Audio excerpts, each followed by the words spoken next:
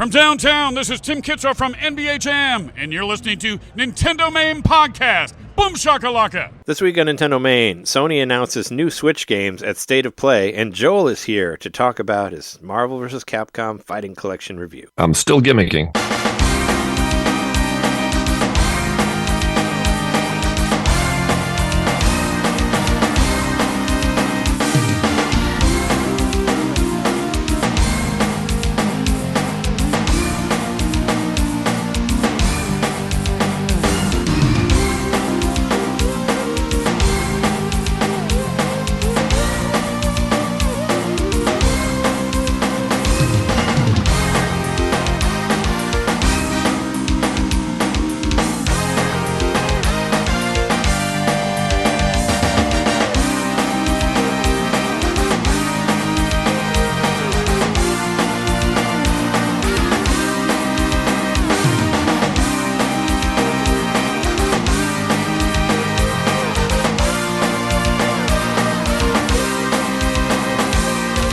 Such a gimmick. Welcome to NintenDomain Podcast.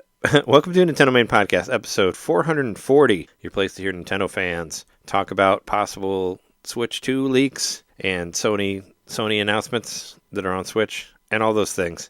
And we are your hosts. I'm Trey Tweety Geezer Johnson. I'm John Yokai Guy Knitter. And I'm Joel, was better before the internet, Dewitte.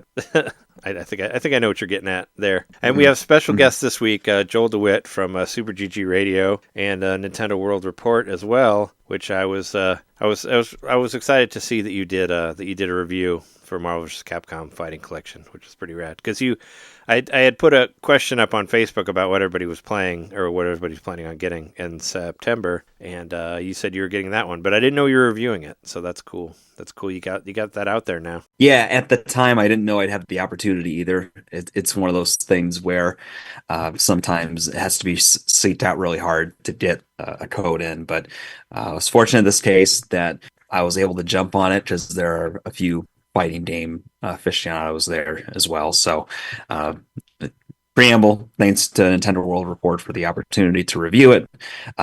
Man, I listened to last week's NintenDomain because I saw you guys touched on it a little bit there too. My kind of frantic breakdown of whatever of extra secret characters or whatever. Yeah, I've been playing a lot of it. Trey likes the game a little bit. I already have. I think I already have like 25 hours into it. It's finally showed me like what my amount was, but it might be closer to 30 now. There's so much to unpack in that game.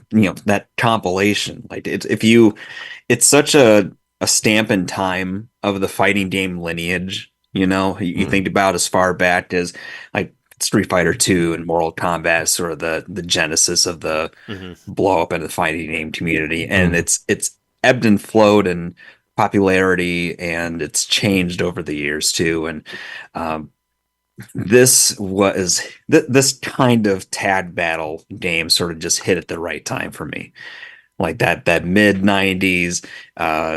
Just the arcades are everywhere, and you have one in your mall, and you're with your family, but then you can sneak away and play a few bucks on the machines there. And it's easy to forget too that if you wanted the best looking graphics and some of the biggest looking games, the arcade was the place to be, because when you had like an NES or the Sega Genesis, it's like they're great looking games, but then you get there and it's like Final Fight here looks so much better than the one on Super Nintendo. So much more vivid. And you could play with two players. Two players. Yeah, the Super Nintendo was only single player. Couldn't even play with a friend. Yeah. And the Marvel games looks so much like the X-Men show that was on at the time. It was just like it was kind of unreal to go for, like you said, from the NES to go to the arcade and be like, I feel like I'm playing the show. Right. Well, I mean, when the show came around, it was more Super Nintendo time, right? So we had gotten closer to that, because I still think that X-Men Mutant Apocalypse, which is a Super Nintendo game, still looks pretty damn good. Like, it still captures that essence of, which came out around the same time, and it was also a Capcom game. But it captured the look of the cartoon show for sure. Had an incredible soundtrack too. But even as me, who doesn't have as much Marvel affinity as people, that stuff's so iconic for the time. Even if you're just from a game perspective, it's like the X-Men arcade game, bid dynamic characters.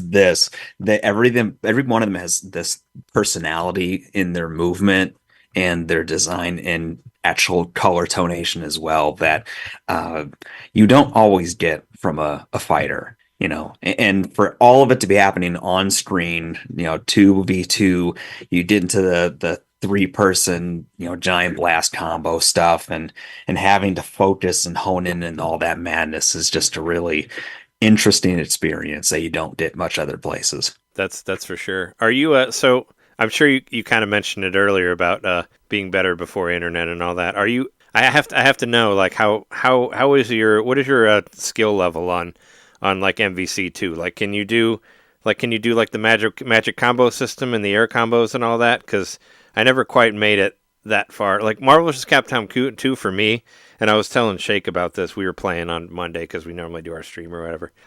Mostly what I did is I would just do whatever your moves are and wait for my meters to get up and then just do my special moves. And that was about as far as I got as far as, Marvel vs. Capcom talent. Like I never really got the magic combo system where it's like where you do like low punch and low kick and medium kick, and then where you kick them up and keep doing. Can you do like the air combos where you keep like doing it in the air and all that stuff? No, I'm a more workman level of play when it comes to fighters. Like I am a big fan. Fighters are some of my favorite games. It's something where my skill level caps fairly far below you get to those people who are doing 100 plus combos consistently, right? Yeah, it's a big combo game. It's very much like combo and like the assists. It's a big assist in combo game, or combo with assist, I guess. The game wants to fool you into thinking getting those big combos means blasting people with giant lasers, and it's really not. The people who really pull that stuff off, they get close and personal and just pin you down and toss you around on the map. So like that's the funny thing about this game too, is that it's got these things that can really fool you into bad play styles. Yeah, and what you learn from like trying to be a better fighting game person or whatever. Like I love fighting games too myself, and I don't think I'm that good at them, but I love playing them single player and like playing the arcade, the arcade ladders and the story modes and all that stuff. And I just you just learn, and I've just learned in like the past few years that the like combos and the super moves, you gotta like combo into those. You can't just do those. You gotta set it up to where they always hit or whatever. And it took me a while to get into that. And I have to show everybody on this show my controller here. Have you seen these? The all button here. Let me switch. What they call it, hitboxes? Well, the hitboxes are like $300. I didn't get one of those; those are way too expensive. But okay. This is the cheaper version. This is the Hot 52, Hot 42 is what it's called. But it's a leverless controller. It's all buttons, so it has like left, right, down, up. Actually, up is down here also. But I actually like this a lot. It's if you want to play, a lot of fighting games, this is kind of the new thing. Like apparently I watched a video about it that the best Street Fighter player in the world uses a hitbox. This isn't a hitbox, but a similar thing, where it's all buttons. So this one was like $50, whereas the hitbox, that's not bad. The hitbox in itself is like $300. So I mean, the professional arcade sticks or whatever. But I recommend trying one out if you ever get a chance. I think they're pretty cool, and they say that it's better on your hands than using actual arcade sticks and all that. So. I've been having a lot of fun with it. So I feel like I show it to everybody on the show, but I had to show it to you as well. And it lights up, so it changes color and all that. But it's pretty rad. I use it constantly, and I've definitely got my money's worth for it. Well, I'm even thinking in terms of like input of the game.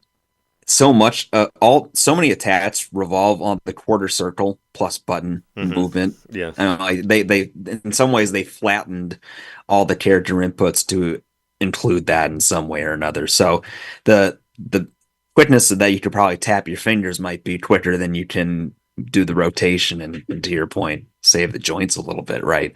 Yeah, there's some there's like shortcuts and stuff too. If you get really deep into it, the idea is like with the leverless one, you can actually do moves quicker than you can with the like regular arcade stick. That's why some people call it cheating in a sense. I mean, they use it in Evo though. Like I said, some of the best like some of the best people from Evo like use the leverless controller. So I guess the idea is what people are against is that you can actually use you can use buttons at the same time that you can on regular ones.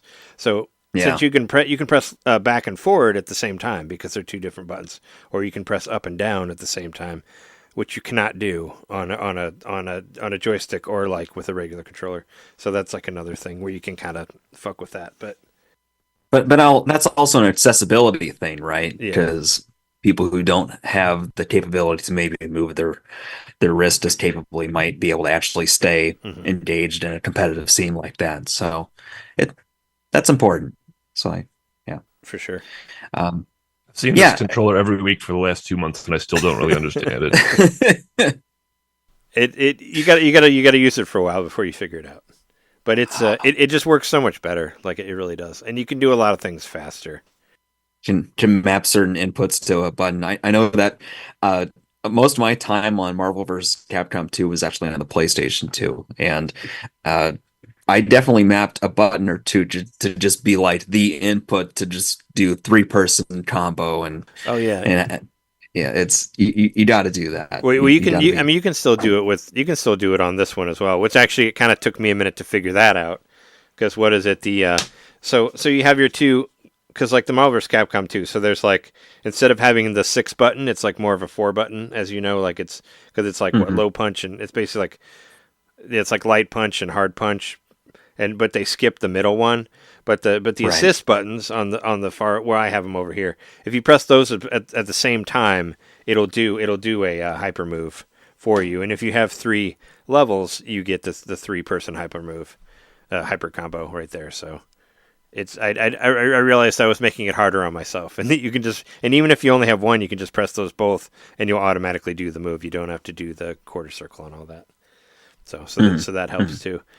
And from watching your review on Nintendo World Apart, you said, and I totally feel this. You were saying that some games are easier to do the moves than others, and that's like I've been playing all these games, like kind of obviously MVC2 is the big one for everybody, but I really like a lot of these I never played. Like I never played like Children of the Atom, and I never played like X-Men versus Street Fighter, or like Marvel Superheroes versus Street Fighter, any of those games.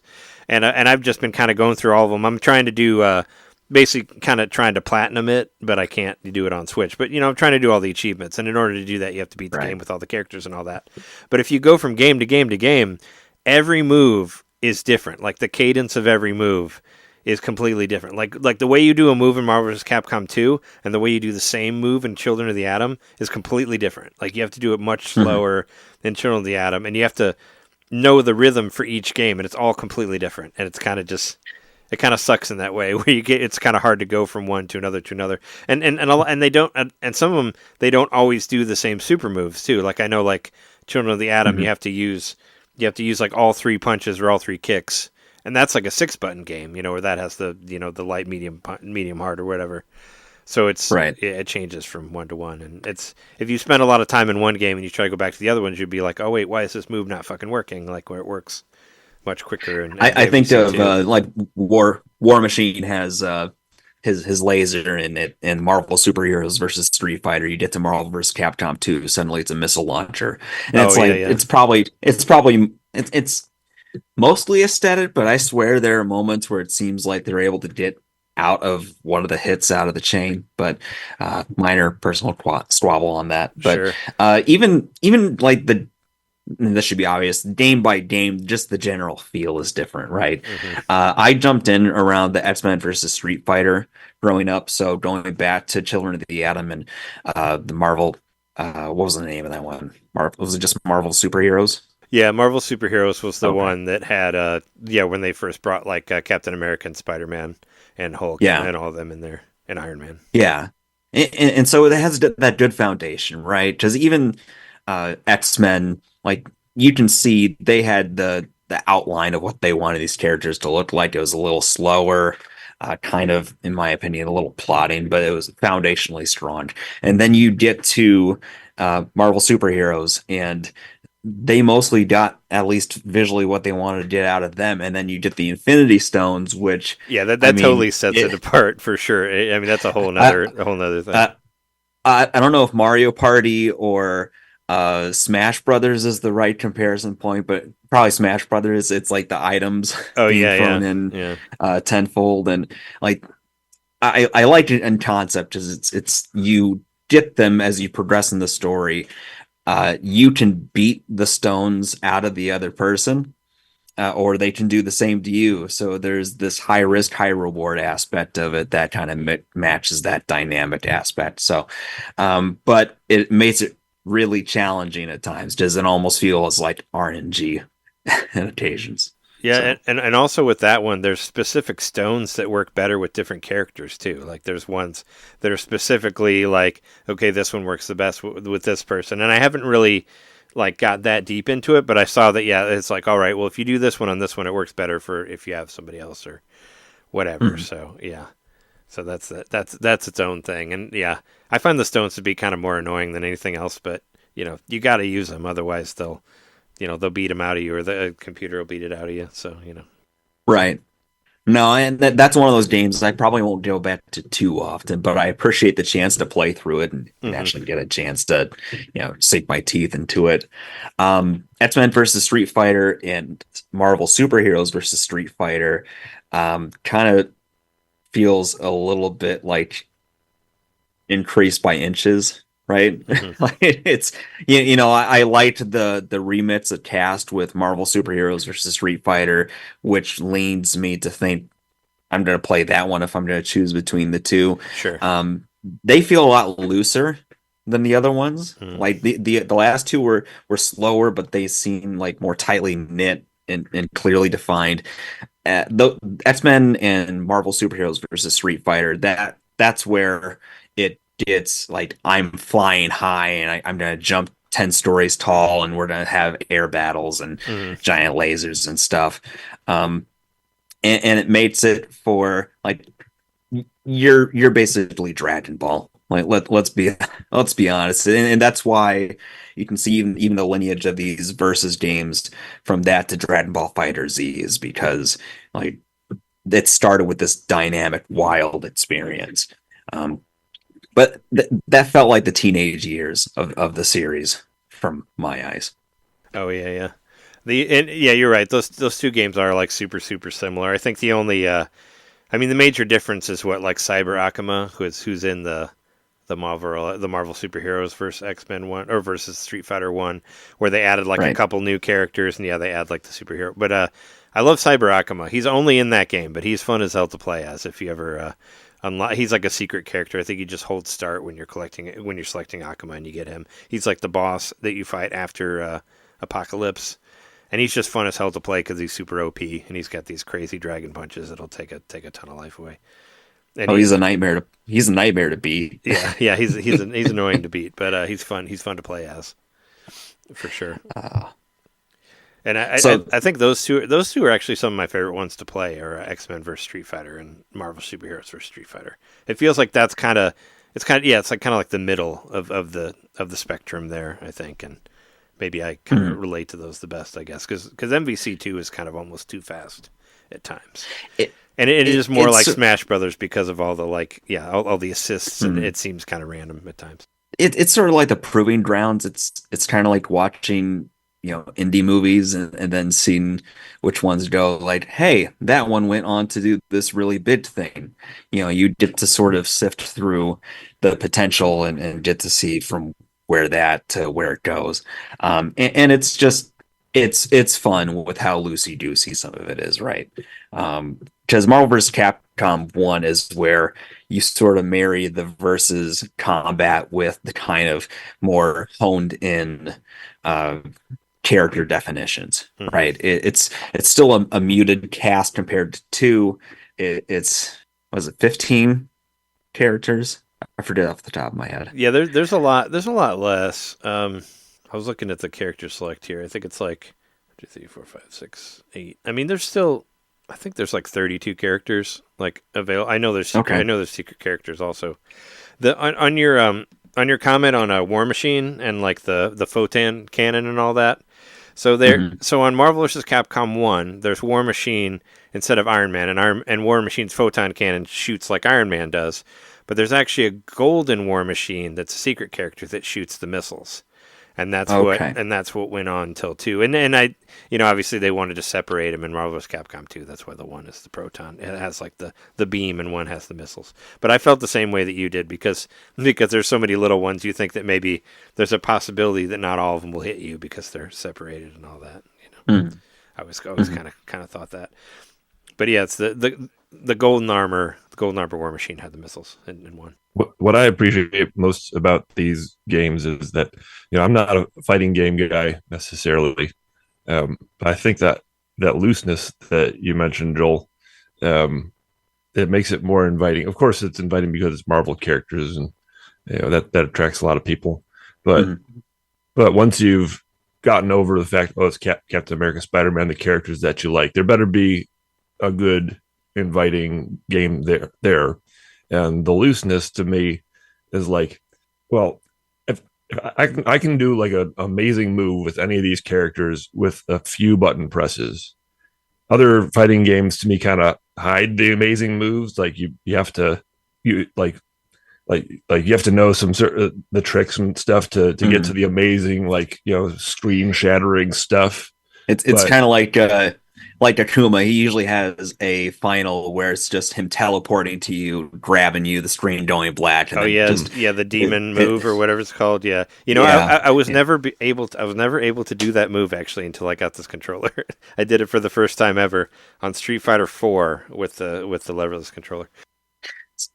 I think it's because they're superheroes, they kind of had to start at the same level. Where for a character like Ken or Ryu, excuse me, that their super moves were. They have to start like with the average fighting game character super moves as like a base level move, and then go up from there.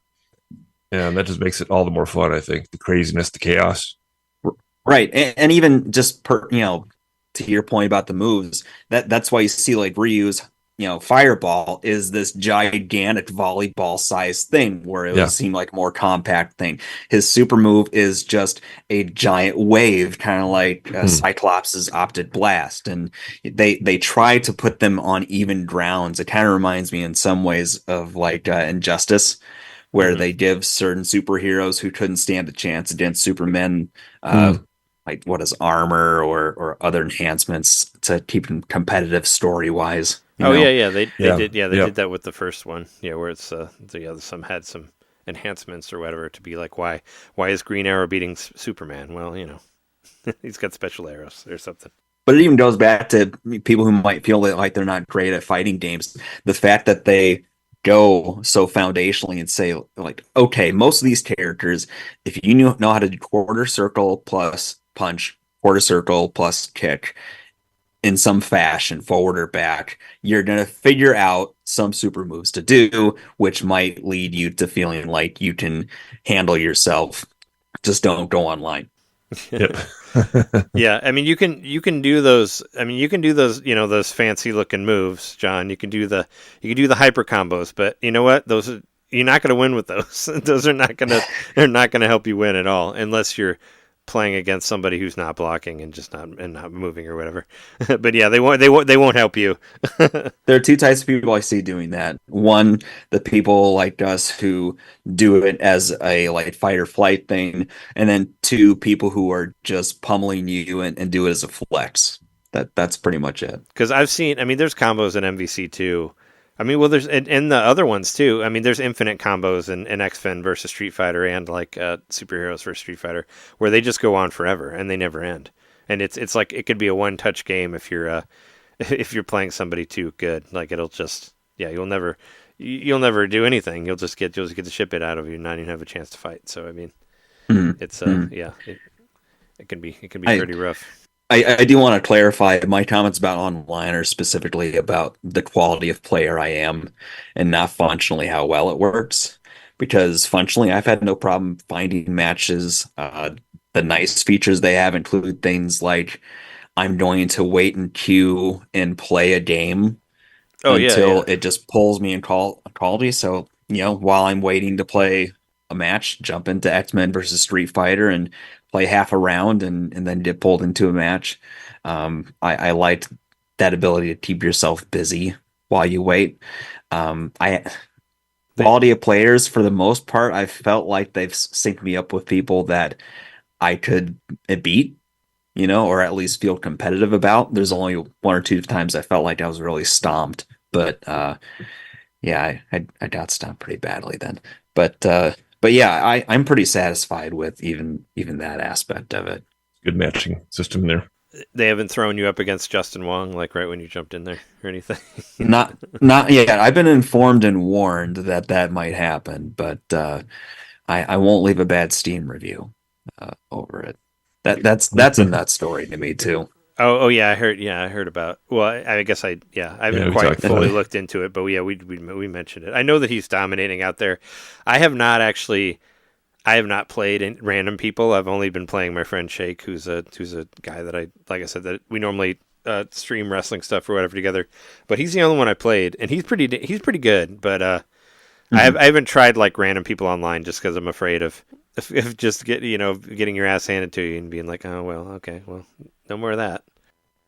You want to hold on to the illusion that you're amazing at this game, It's one of those things where, in high school, I was great and I could beat all my friends at Street Fighter to the point where it'd be like, no, I'm done playing that. No, don't pull out Super Right. Smash Brothers. Like, Yeah. I don't want to be angry tonight. And then you get to a larger group of people and realize that you were just a big fish in a small pond. Yeah. Right. You want to save the high school quarterback, reliving his glory days. You don't want to go into the NFL. Yeah. For me, it all comes back to that time that I played Marvel vs. Capcom 3 on PlayStation 3, and I beat this one guy, and he sent me like the worst email of all time through like PSN or whatever, just telling me how much of a horrible person I am and how terrible I am at games. And I think that was like what stopped me from playing fighting games online, because this one fucking jerk that I beat that had to just send this awful message to me about how awful I am and how I should kill myself and all this stuff. And I was like, okay, well, I don't want to do that ever again. So thankfully you can't do that on Switch. You can't actually send messages to people who beat you and tell them that they're awful, even though you beat them. But, whatever. Yeah. I somehow missed that side of online gaming console wise. So I just get to hear other people's war stories. It was awful. I mean, I think that was probably the last time I did it. It was on MVC3, and I was like, oh nope, not playing online anymore. I'll just done with that. People I agree. Online, terrible. give us like basic, maybe a few emotes, but that's it. That's Yeah, it. yeah. I could believe you like it messaged me directly and told me I was terrible. So I always remember the time that I played Killer Queen Black on Switch, and the voice chat was turned on by default, and like I'm hearing other people talking through my TV, and there's this one guy who takes over the match. He's kind of like telling everybody else what to do, and he's telling me, "Now, hey, you be over there, bring this berry up to the top, and blah, blah. What are you doing? What are you doing?" I'm like, click, mute. Yeah. I just got to imagine the rest of the match, how bad he was getting at me. Yeah. Never again. You already have people bossing you in real life, like not while you're trying to enjoy yourself. I'm just trying to relax, man.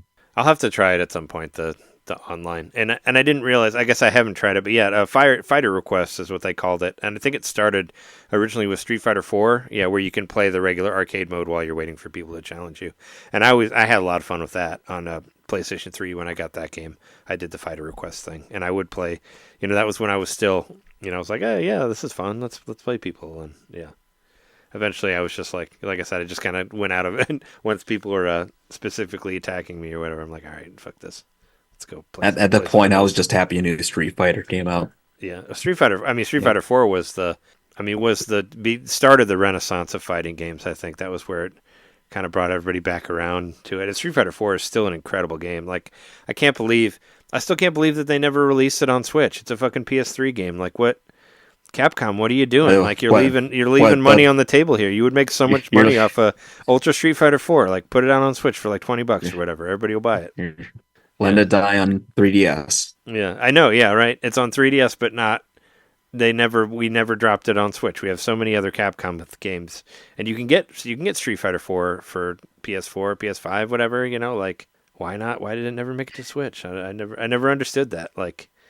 And that 3DS game was pretty good. Yeah. it was a pretty good version. It was all right. The backgrounds didn't move, but it was fun for what it was. The backgrounds were static. Yeah. Something about having the one button moves at the touch screen. I don't know. That got me. Yeah, that was cool. That was a cool thing as well.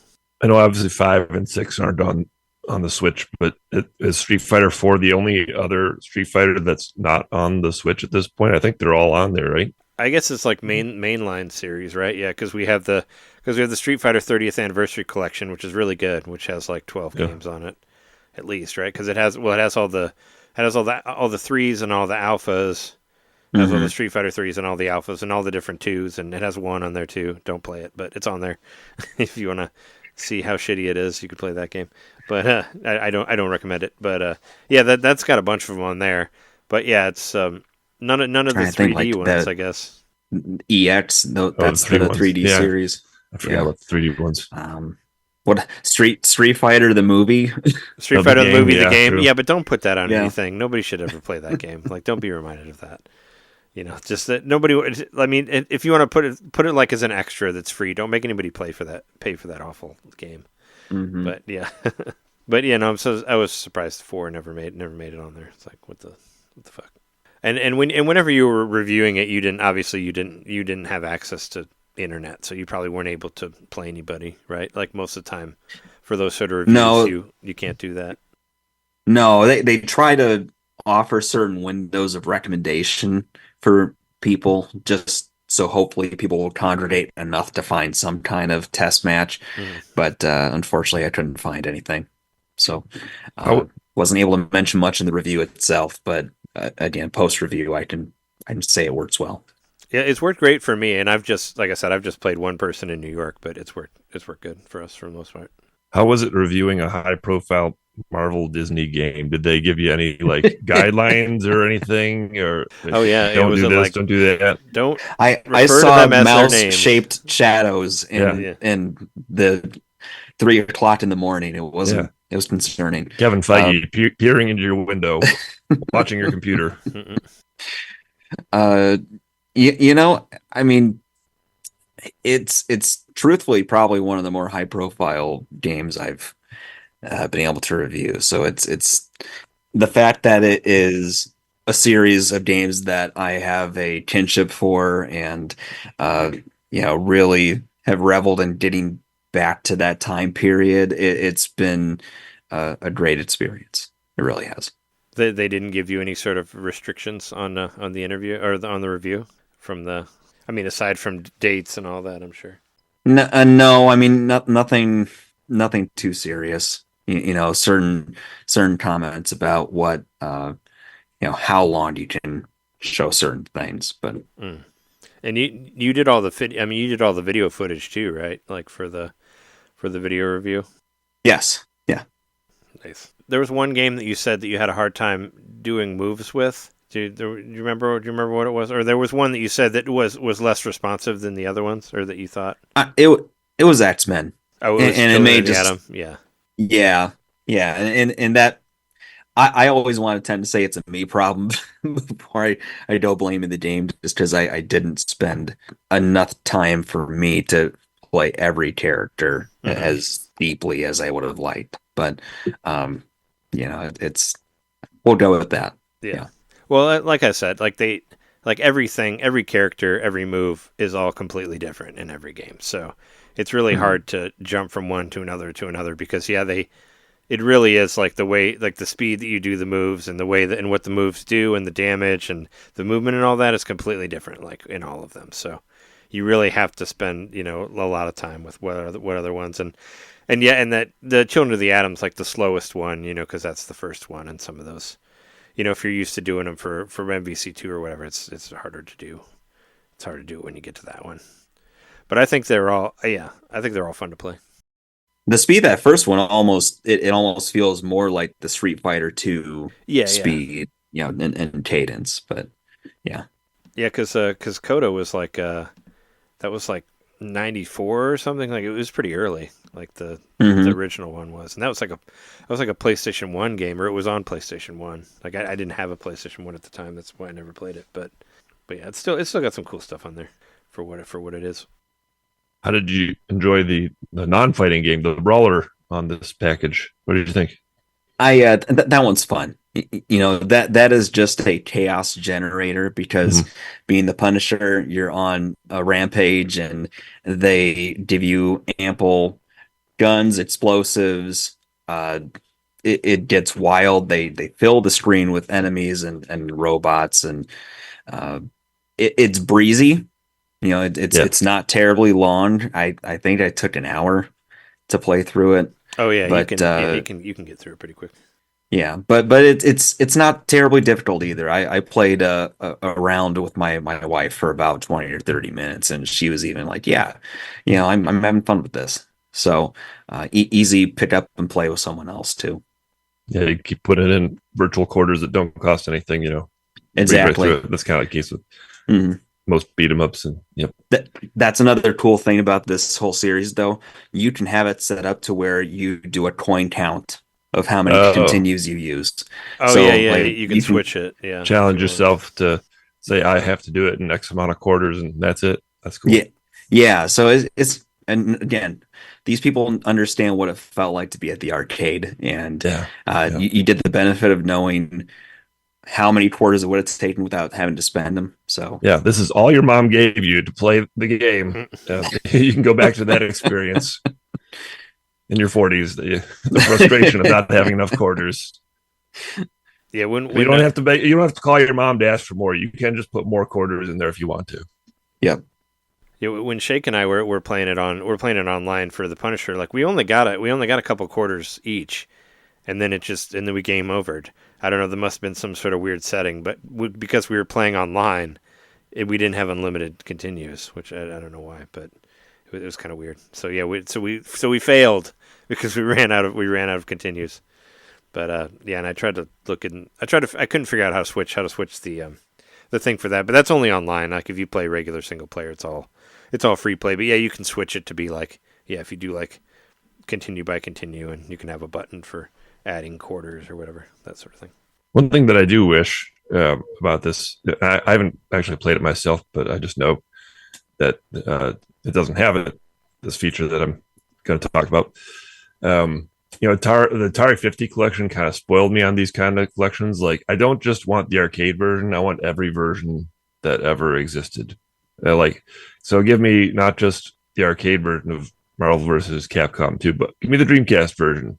Yeah, it Give would me it would have been nice to have everything. other ones. Or like the Punisher famously only came out in the arcades and then on Genesis. I want to see the Genesis version. Yeah, I played the arcade version, a couple weeks ago, and now I want to see what it was like on the Genesis. I think that's a requirement now for all these kinds of collections. You have to do that. it would be great if they, especially like when you're, because I think it's kind of for stuff like this when it was released on consoles, like they added extra stuff to it. It's like I want Street Fighter Alpha 3 for PlayStation 1. Like, why can't that be in the Street Fighter Anniversary Collection? The one that has World Tour mode, where you can like upgrade your character and make your Hadokens like more powerful and all that. Like, I want there that was game. that. There Like, was yeah, there was ones with like extra difficulty where it would be Bison and like a couple camis attacking you all at the same time, and those console ones were so expansive because at the time the logic was we can't just sell the fighting game that's going to be too thin and they'll get tired of it. We need Mm. something more like beyond a story mode. We need time trial. We need survival. We need and that Alpha 3 is probably peak single 1v1 gaming for me it's because awesome. Yeah, it has a huge cast. It's to me it's the most refined out of the Alpha games. It's and the World Tour is just a ton of fun if you like that fighting. So but yeah, that's a missed opportunity, John. I would love if they would have been able to expand on some of that in that way. and It'll be good DLC. Hopefully they're thinking like when this becomes and I'm sure it is a big hit by now. it's like number Like how can we two milk on more out of the. it? It's like number 2 on the most sold games on the eShop. I looked. It's up there. It's like number 2 is Marvel vs. Capcom. Like it obviously is like it's pretty hot shit right now, So Yeah. it was number 2. Because a lot of people bought it. I mean, they all we all had great memories of MVC2 and all that. But yeah, it would have been really nice to see the console versions on there because there's some characters that you can only play, like, what was it? Apocalypse was unlockable on the PlayStation version where you could play as the boss, or you could play as like Onslaught. You could play as Onslaught as well. Like, and that wasn't, it isn't in here because it was only on the home version. So. Yeah, do the console DLC pack, and maybe that's an ideal way to do these kinds of things in the future. Because I understand it's expensive to go to every single version, and maybe you have to negotiate some rights here and there. So like maybe not from now on in the future for these giant packages, like do the base game and then have DLC for, say, if you want all the Super Nintendo games or all the Genesis games, do it all as one big console package. Here you go. Charge me another $10. I'll do it. So, sort of a platform within the console. It makes me think of was it Disney Afternoon Collection, or no, it was the Aladdin and Lion King. They added on Jungle Book. They added on Jungle Book, yep. And then the Super Nintendo one too, right? The Super Capcom Nintendo one version in the same package, yeah. Which I got the base game of that. I did not get the DLC of that yet. I'll get it at some point. You owe it to yourself to get the superior version of Aladdin. I already have the it. Super Nintendo Capcom version. You can actually. I already have it. You can actually beat that. You can actually beat that one without cheating. You said get the superior version. I don't understand what you mean. I already have it. I was saying you can actually beat the Capcom one without continuing because it's a more coherent game than the or without cheating, I guess, without using like level select or whatever. I got to ask you, what's your team for MVC2, Joel? Like, who do you play as? Like, who are your guys? Oh, my safe space would be Ryu, Wolverine, and Captain America. Like that's my if I want to play it safe, I want to feel comfortable right now. Swap out Ryu for Akuma, and the other two I will sometimes mix between Mega Man. I've gotten into playing Thanos a bit lately. Okay, yeah, he's got some just because he's not a character that I'd ever bothered with, and I've been trying to dip into more of him, and he's giant and kind of lumbering, and but he's mobile, and you can, if you pin people down, you can really pin them in a corner and give them trouble. But beside, I'm either going with that or like Akuma, War Machine, and let's see, and Mega Man. We'll say Mega Man. Yeah, I got to Mega Man somewhere. Oh, okay. Yeah, I was just curious. My original team that I always used, like, before I got this version, like way back in the arcades and all that, I would use Iron Man, Cable, and Venom is what I would use. Those were like my bruisers. Because, well, Iron Man and Cable are incredibly, like, have super high damage, like, super moves. And I just liked that Venom was in the game because I was a big Venom fan. So, and I love his, like, Venom splash. Like, I always loved the animation of that. It looks so cool. And just Cable and Venom were that was an oversight on my part. Yeah, Cable especially is he has a little more. He's big, but he's not really slow. He still is mobile enough, and when he hits hard, and you can really keep people at bay with his laser gun there too. So I liked him, and then Venom is like a more brawlery Spider-Man, which I appreciate. Oh yeah, for sure. And he just looks so cool. Just like his animation and his tongue moving around, and the animations are just they blow me away. Even just watching Omega Red just like have the little like tentacle like moving around while he's standing there. It's just like, it's beautiful. It's just it makes things feel like they're living and breathing, For sure. Yeah, Cable's he's got a lot of really cool moves. Like, and even has like that one you can just push forward and hit punch, and he'll just shoot you over and over again with his gun. Which is pretty simple, but you can be annoying with that. And I always thought it was really cool that he like released his arm and made it like get all crazy. I was like, oh my god, they actually showed that, because that was like some deep nerd comic lore stuff there. So I was like, oh yeah, they actually knew. You could tell they actually knew about the characters and all that, and it was like, yeah, right. Well, I mean, we could talk about this game forever, but we should probably move on to other stuff because it's already been like 45 minutes. But is there anything else? Sure. I mean, I guess the new team that I was kind of trying out because I was trying to use some of the weird ones. I was kind of I kind of had like a weird Capcom team that I was just fucking around with because some of their combos were like a little easier to do, I guess, or I thought they were. I was using a BB Hood, like the Robin Hood looking character, where she has like where she pulls like the guys with the machine guns like out of her basket or whatever. She's got all these crazy fucking moves. That thing, if you block it, it still just drains your health. Yeah, it can It's do nuts. mad chip damage. So I was doing that, and I was also playing a Sun, like the monkey girl or whatever, where you can turn in because you can turn into the giant monkey and walk around and punch people, and you also have like the projectile one where you turn the monkey and shoot like all the fire out of it. That one's pretty destructive. And even though he gets a bad rap, I like playing as Captain Commando also, who was had his own beat 'em up game on it's actually in the Capcom beat 'em up collection. He's in there, but right. But yeah, I've seen people shit on him online or say he's not good, but he's got some pretty easy beginner combos to do, and he's got that good. He's got a pretty good hyper combo that can kind of like just knock people off of you as as like an assist and all that. So I've been kind of trying to fuck around with that team. And I always like trying to work Zangief in there because I think Zangief is one of my favorite Street Fighter characters ever. He's so much fun if you can actually get those moves in there. Like I actually won a couple times on Marvel Superheroes versus X-Men or versus Street Fighter against my friend Shake, who always destroys me. But I actually beat him with Zangief because he has that like the walking power bomb that can block block a couple things, and you can walk right through some moves, and you do the jump power bomb. I use that all the time in Street Fighter 6.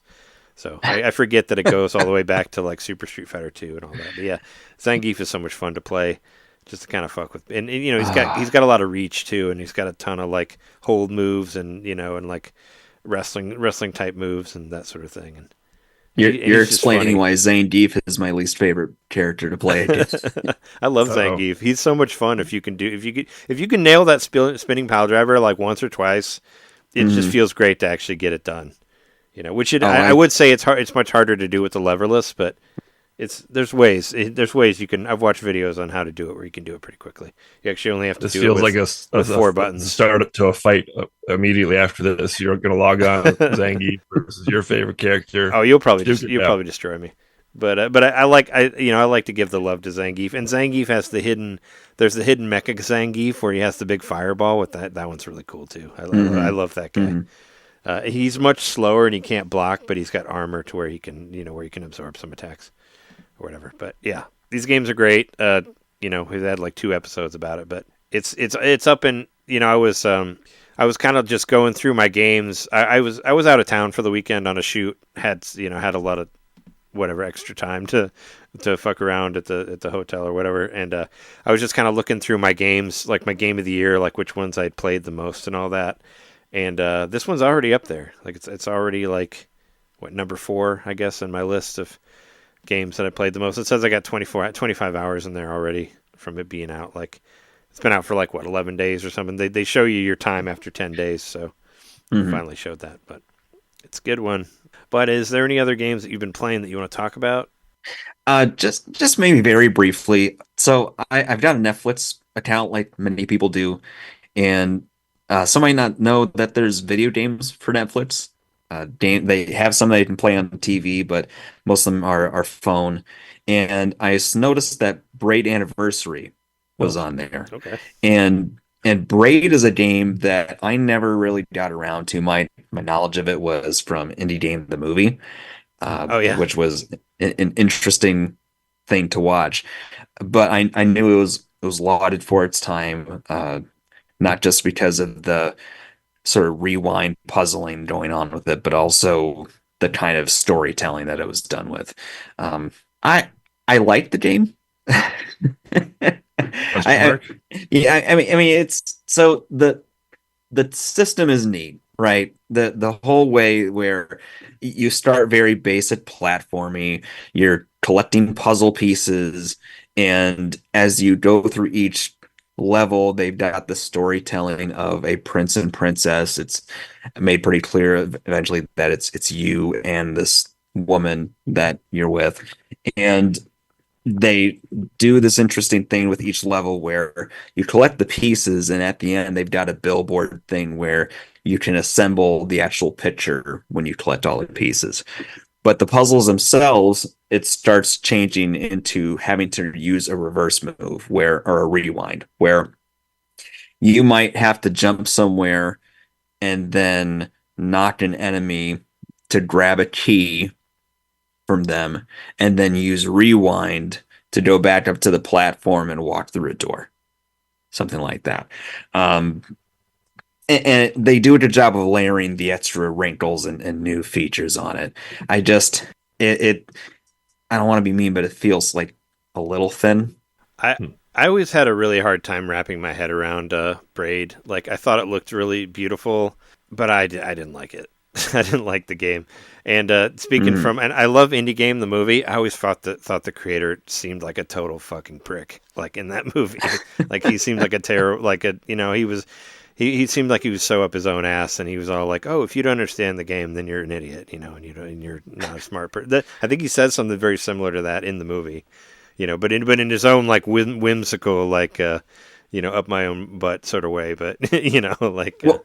Well, that's the thing, though, is that this thing is presented with such prestige, and there's been a lot of love, inserted into this with the art, especially. They have the revamped art versus the original. You can switch it on at a button, and it'll just automatically change without loading or changing anything, or having to change screens. Really well implemented. They've got special features, like developer commentary that's actually recorded commentary of the creator of the game. It's just presented with a level of not self-seriousness, but also like such high regard for yourself. You can feel it for something that I respect. That it was an important, it was a noteworthy game, but like, yeah, we can leave it at that. I think it takes itself too seriously. Oh, sure. I remember that it was obviously it was featured in Indie Game, the movie, but I think it was like Braid and Limbo and maybe a handful of other games. It wasn't Limbo. It was Braid. It was Braid, Fez, and Super Meat Boy. Those were the three games that were in. Well, I know regarding movie, but aside from the movie, I'm just talking about games at the time. Oh yeah. But that kind of like blew open the possibilities. Oh wow, smaller teams can sell games on consoles now through these online services. And I think maybe, I don't know, does Braid, this anniversary edition, present itself in that kind of context? Like, hey, this is one of the, pioneering indie games of the day, or is it just like, here's the game all brushed up? It's the former. It's definitely the former. Yeah. And to that respect, maybe I'm being a little too dismissive of its importance, because you're right. It's like Xbox 360 marketplace is really the birth of it on consoles, at least, being really prominent, right? And that was still early days of Steam as well, which was kind of a Wild West. And I don't know what the game was priced at the time, but I imagine it was probably like a $15 game or $20 game, which was another new thing. Which is like, games don't have to be $60, all of them. Some of them can be cheaper. And right. Yeah. So I mean, I remember playing it back in the day. I played it on my MacBook. I want to say I played it a little bit later. I think I played it around 2011 or so. I remember thinking, oh yeah, that's a cool game. The rewind mechanic was cool and all that. But I also feel like, I don't feel a need to play it again. Maybe if it was, cheap or something, it was on sale for $10 or something, I might pick it up at some point on the Switch. But I feel like I played through it all, and I don't know. I'm kind of like good with it as it was.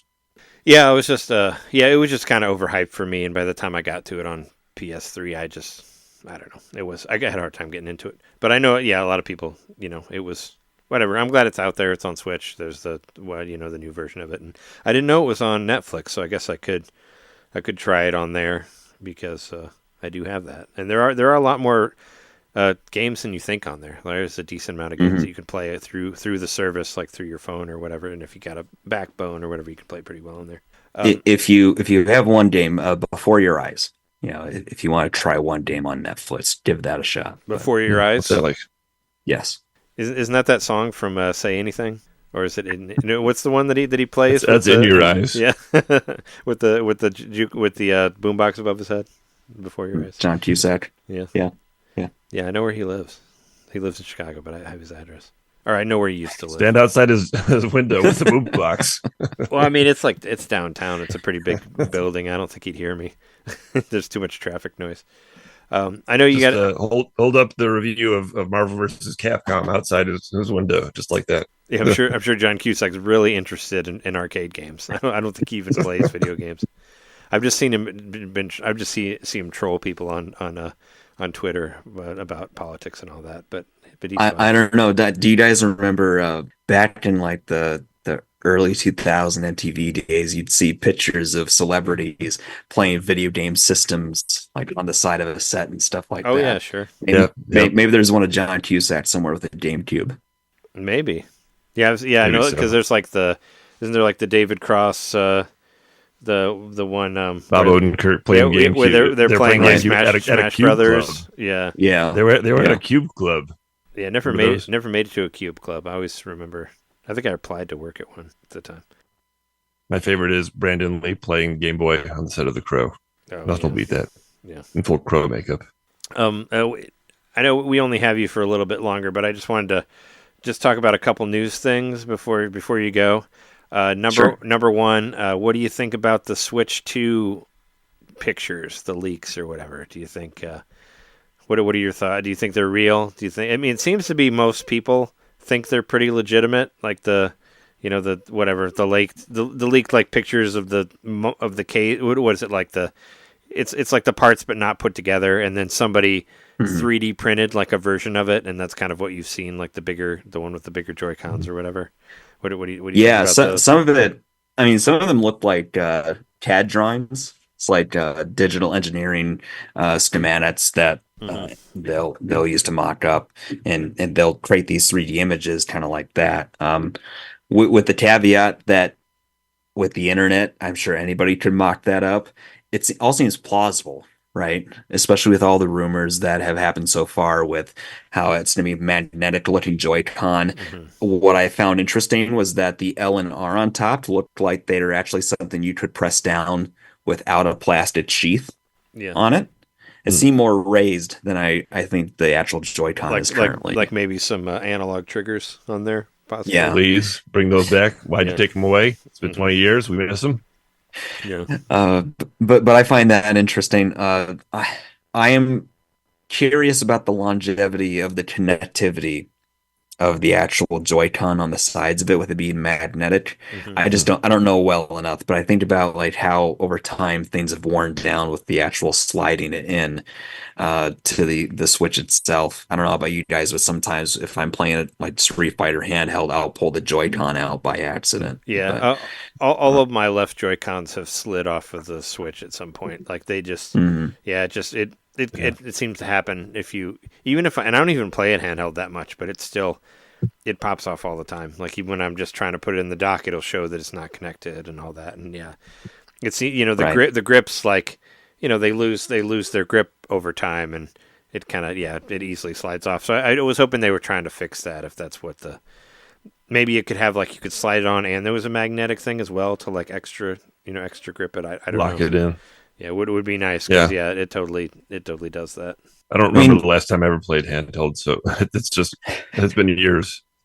So Joy-Con are generally pretty fine. And in these pictures, the Joy-Cons are much bigger though, John. So that should help you, because I know you always have a hard time with that'd be great. Controllers not being big enough. I never use just the Joy-Con because I mean they're like the size of my thumb. How can I hold on to it? It's too hard. Yeah. It's definitely a compromise. The hardware development game always seems like a game of compromises. It's like money plus time plus market conditions, and that's what's going to be what we're willing to put into it. And I think this is what we're going to be seeing. It's going to be a substantial but iterative upgrade from the current Switch with some quality of life improvements. I mean, if you guys saw, I think there's a USB-C from the top and bottom, top and bottom, two of them now. Right, and I know one of my kids complained today. I don't like having to plug in the charger from the bottom because it's awkward sitting down and Sure. playing it handheld. Mhm. It's like, yeah, you're right, you know. So it's interesting that they seem to be thinking more, or not ergonomically, but like, from a ease of use standpoint. Did I see right that screen size was larger Yes. on Yeah. this as well? So yeah, a lot of the stuff that we're seeing from these like leaked, quote unquote leaked photos, it all kind of goes in line from rumors that have happened before. Like that, yeah, people have said that the screen would be bigger, and they talked about the magnetic suction or whatever I think is how they refer to it as, and it's kind of still kind of falling in line with the same thing that people have already said. So yeah, it looks, and I've seen the 3D printed one that the fan did. Like it looks, you can see that it's kind of bigger and all that, which. So I just hope it still fits the old docks because I have 3 of them and I don't want to buy 3 more. I had a reasonable Right. thought on the increased size of the screens in combination with the magnetic Joy-Con. I think that if you take that screen, you rotate it into portrait mode, and you have something equivalent to the dimensions of 2 DS screens stacked on top of each other. And you could stick the magnetic Joy-Con on the side, Like a in flip portrait grip. mode. Yeah, like a flip grip, and that's how we get our DS NSO service. I think that's what they're going to do. It just looks like it could be the DS proportions when you turn it that way. I mean, it would I be like that. it would be nice. I mean, they could always do like just the screens side by side like they did for the Castlevania Dominus collection. But my favorite way, I mean, one of my favorite things about the Wii U was the DS Virtual Console that they had on there. I thought it was brilliant. But one of my favorite things to do with the Wii U controller was to hold it like, vertical like this and play it with the 2 screens on top of each other. And for a lot of games, like I did it for like the Legend of Zelda games that was all touchscreen, or like my favorite of the DS games that are all touchscreen, Star Fox Command. I played a lot of it just holding it like just upright like this, and it was really cool. So yeah, it'd be cool to see that on Switch too.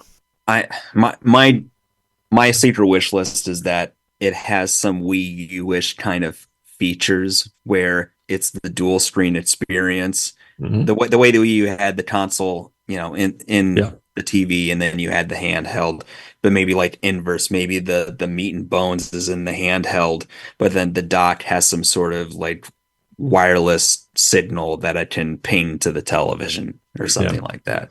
I think would that would be great. Yeah, I would love that as an option.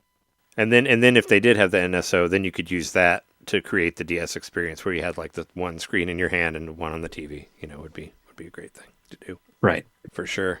I just want to say a couple things news-wise before you go, and then you can take off. Did you watch any of the Sony State of Play stuff? I mean, you guys cover that too as well, right? On your Yeah, I skimmed through a little bit. Legacy of Kain Soul Reaver 1+2 Yeah, that's what I was. is probably That's kind of what I said at the beginning. That's what I was saying at the beginning of the show. That was kind of my joke. Is State of Play was great because there's like half of it was Switch announcements, was stuff that was on Switch too. So the Right. Legacy of Kain Soul Reaver 1 and 2 was announced, but it's coming to Switch as well. There's also the Lunar Remastered Collection, which also coming to Switch. Mhm. Like Lego Horizon Adventures, which I don't care about, but that's also a Switch game. They gave like a release date for Fear of the Spotlight, which I remember Alex talking about on here. Like that's a Switch game too. So it's like Mhm. there's a lot of stuff that was like, oh yeah, no, I can play this all on Switch. But no, Legacy of Kain Soul Reaver. I had that for Dreamcast. I had the Dreamcast game, and I don't know if I mentioned this before. This is like the ultimate fuck you that I've gotten in a game. Like the most interesting reason as to why I didn't beat a game was because at some point this game just stopped working on the Dreamcast, and I don't mean like stopped working, like it like powered off or like it glitched out or anything like that. I was just walking through the game, and all of a sudden the level stopped loading, and there was just a wall in front of me. And I could not progress. Like, it just stopped. And I've never seen this happen to me ever before. But yeah, the Dreamcast version of Soul Reaver, I couldn't beat it because all of a sudden there was nothing there. Like I was walking down a hallway and then there's just a wall that's not supposed to be the wall, and the game just stops there. And I tried reloading it many times, and yeah, it was like, this is where it's over. It's over for you. this is the end of the game. And it wasn't like, I wasn't like didn't go the wrong way. It was obviously not an actual wall that somebody had made as a graphic. It was just like an invisible wall, but you could see it, and it just stops. The game just stopped working, and that was it. It's like that's when you Sounds stop. like Sega announced that like they were you didn't finish exiting, making the game, and here's where you stop making the exiting game. the console business. So the developer was like, "Well, let's just stop here, put it out, let's go." I was so pissed because I was so pissed because I like that game, and I was planning on playing through all the way, and I'm like, what the hell? I've never seen this in a game before ever, where the game, it seems like they just stopped making the game, and it's just I can't do anything. And yeah, that's always the worst feeling way to stop playing a game too.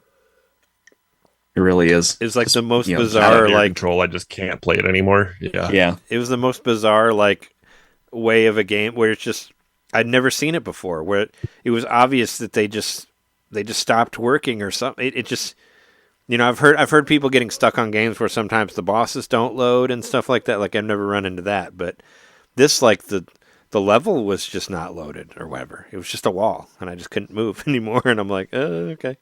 And yeah, I tried reloading it multiple times, and it was still the same thing. So I'm like, well, fuck, okay. Guess I'm never gonna beat that game. And then 15 years later or whatever, now it's coming to Switch, so I can finally try to get through Soul Reaver 1. But and you're just going to see the exact same wall again after. Oh my god, I would be so pissed. But it'll look a lot nicer. Yeah, right. But I think it's done by the same people who did the Tomb Raider remaster, which I really liked. Mm-hmm. So I think hopefully they let you do where you get to go back and forth between the old graphics and the new graphics. I hope that's in there. So that would be a lot of fun to do. Were you ever a lunar person? I've tried to play some of them before. I think I played the DS one, which wasn't great, but I remember seeing the PlayStation 1 ones, and I always thought they looked cool. I played one. It was a Game Boy Advanced lunar game, so I don't know how that compares to the PlayStation ones, but it was okay. It wasn't my cup. It wasn't my cup, but I know that the lunar games are well regarded. And I am also pretty sure if you search for the price of these, they're probably not cheap to acquire. Oh, yeah. So I'm guessing that too. At the very least, from an availability standpoint, I think it's great. Definitely. It's been a wild run over the Switch's life. How many RPG collections or revivals or re-releases have happened? It's pretty incredible if you think about it. Yeah, it's you could spend, there's so many hours you could get out of the amount of RPGs that are on there. And there's so many that I've gotten that I still haven't played through. I was like, I could just stop buying games and just play these RPGs, and I'd be good for 300 hours or something like that, at least, probably of playtime, and just try to beat the ones that I have. If I remember right, I think I talked about Final Fantasy Pixel Remaster 1 at some point, and I started 2, and it's still there. Oh yeah, I mean 2. It's just 2's not very good, right? I mean, I played it on Game Boy Advance a little bit when they had the re-release on there, but I've never really heard anybody talk very well about 2 or about the original 2. I'm not sure. I haven't played enough to really gauge yet. It's more a time thing, right? You mentioned how many hours worth of games there are, and it's like I can't even get through that series quick enough. So yeah, there's more time than life to experience those for me at that point. But I think I'll at least try to get through those Legacy of Kain games. But I'll probably still buy the Lunar Star ones and play them for a while. But it's cool. It's just cool to, I kind of just looked at the announcements for State of Play, and I kind of watched a video of it, and I was like, oh hey, there's some Switch stuff on here. Cool. Yeah, right. Yeah, I don't have a PlayStation, so not at all. Not in none of them. Not a 4 or 5? PlayStation 3 and prior. Oh, I've okay. got. Oh, you never got a PS5? Yeah. I briefly had a PS5. I did play plenty of PS4. My killer is that they nuked my account for some reason. They nuked your account. Or I should. It's not destroyed. It's in behind bars. It's in Sony jail. Oh. And you have no idea why? Nope. Oh, I don't interact with people online. Oh, weird. I don't. wouldn't be like reporting. It's like a logged in issue that they won't help resolve for some reason. Oh, geez. So I got put in PlayStation jail one time, but it was because somebody had hacked my account and like basically used my money to buy like Fortnite shit or whatever. And I like complained to Sony about it, and they banned me for a second because of that or whatever. But then once they figured out that I didn't actually use my money for whatever, that I did get hacked, they unbanned me. But I did get banned for a second just for complaining about purchases that I hadn't made, which is kind of like, why are you mad at me about it? It's not my fault. Somebody hacked my account. But I think they were trying to say that I made it up or something, that I was just trying to get money back or whatever. But yeah. Right. But yeah, is there anything else that you wanted to say before you head out now? I mean, also, don't forget to, let everybody know about the show and your Patreon and all that stuff as well.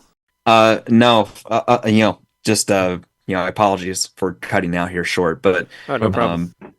Yeah, Super GG Radio is the video game podcast I'm a part of. We do weekly podcasts, some YouTube content in terms of previews of indie games. I would say Twitch is not a bad place to check in on right now. We've got our podcast streams on Thursdays. I am streaming Mass Effect on Tuesdays currently. And then there is either Dark Souls or a little like mini indie game roundup that we do at times. Other than that, just a quick shout out to Extra Life. So it's end of September right now. November 4th, I think, is the game day, or November 2nd. It's November 2nd. So, keep a lookout on extralife.com. Our team name is Super GG Radio and Friends. And if you're feeling generous at all, pick one of us and throw a few bucks.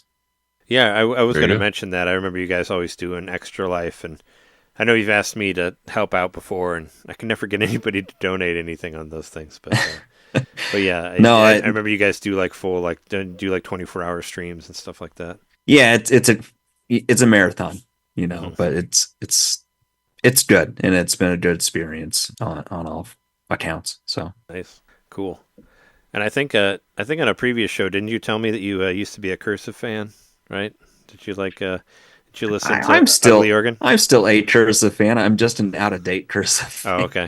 I was just gonna say they just came out with a new album like a week ago. You should listen to it. It's I actually just bought tickets to see them at the Empty Bottle, November 9th or something. But they're gonna play a bunch of their stuff from their new album, Devourer. I'm just saying, should check them out again. Their new stuff is really good.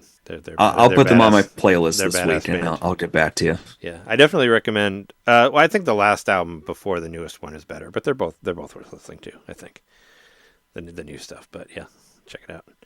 And yeah, right. Thanks so much for joining us. And yeah, everybody check out Super GG Radio, and I'll make sure and put a link to the Patreon on the show. So check the description, and you'll find it there. And let's take a break, and then we'll come back and talk about the rest of our stuff and the news and all that. We are back.